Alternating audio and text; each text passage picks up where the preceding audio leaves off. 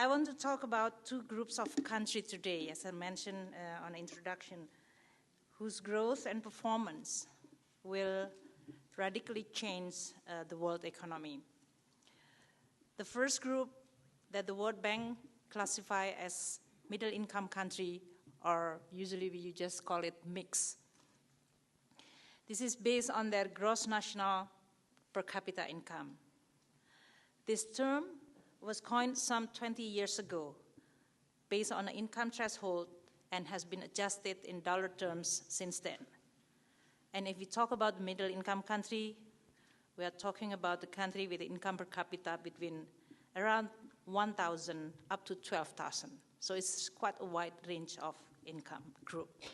And we usually also classify into two groups, the low middle income country and high middle country. The threshold is around $4,000 per capita. These middle income countries are quite important to us, the World Bank, and they are shifting more toward being bank shareholder or World Bank shareholder, away from the traditional, what we call it, role or place or position of this middle-income country and developing country as just being a borrower or our clients. In 2001, an analyst in Goldman Sachs, Jim O'Neill, coined the term BRICS based on the initial of 4 large, fast-growing middle-income countries. That is Brazil, Russia, India, and China. And since last year, South Africa was invited to join this group, adding an uppercase S to become BRICS. I hope it will be adding with one more I, BRICS, in which Indonesia is there.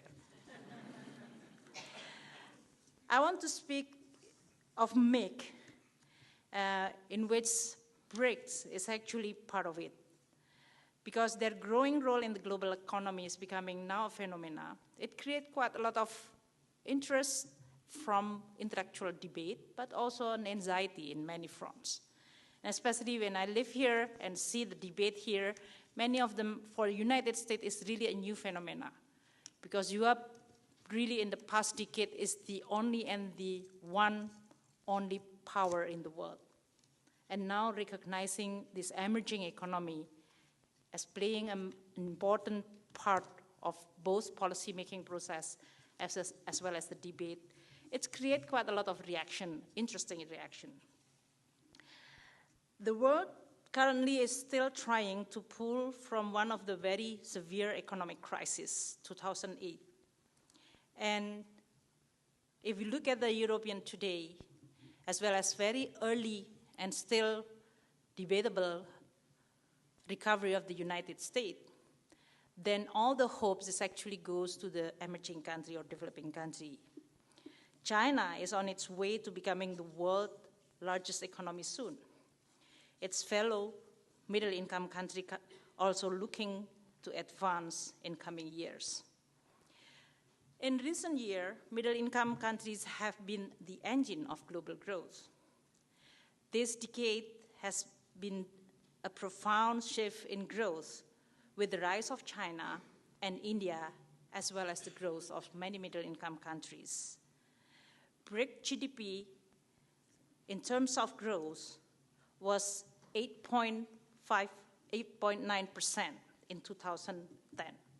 If you compare with the OECD, which is only 2.9%, that's definitely a very big. And BRICS, in this case, is actually consists of around 19% of the global GDP.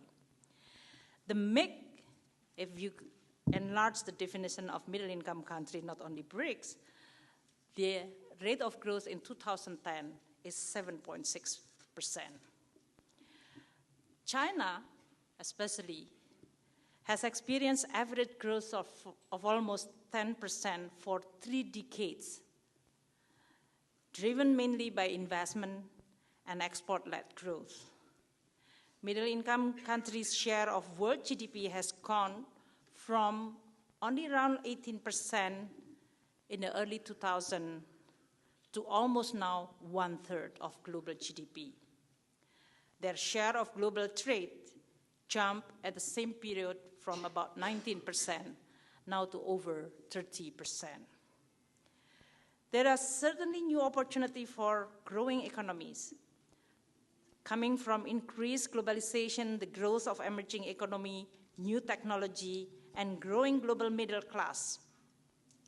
This emerging country will contribute of what you call it the new middle class, which is currently around 1.8 billion. By 2030, estimated will reach 5 billion. 2/3 of them are expected to be in Asia.